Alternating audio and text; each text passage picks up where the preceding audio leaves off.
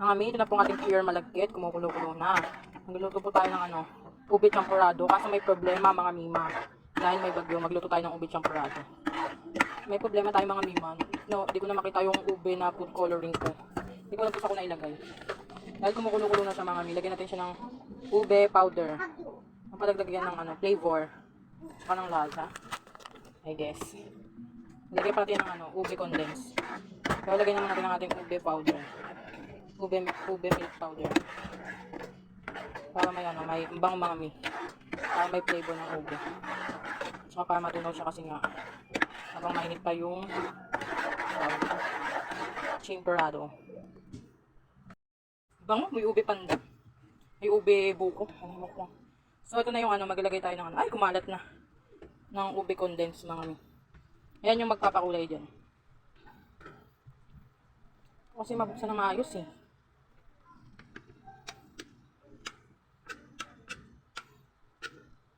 Tansya-tansya lang since mayroon na siyang ube powder. Baka kasi sobrang tamis na 1/4 lang yun.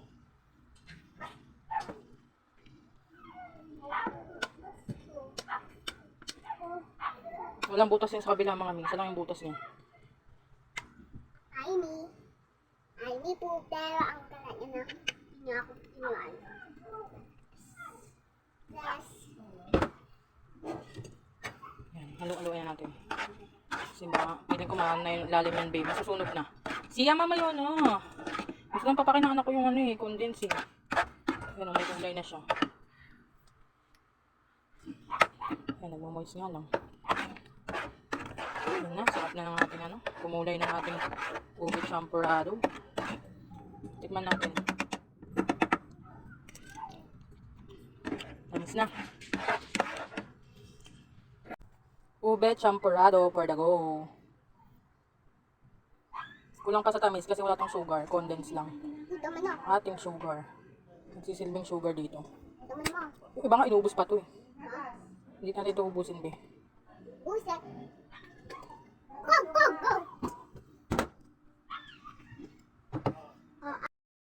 Ating ube champurrado. Sumipsip na sa kanyang sabaw. Ito yung gusto kong consistency sa ube champurrado, yung malapot. First time ko lang gumawa ng ube champurrado. So far, so good. Pretty cool.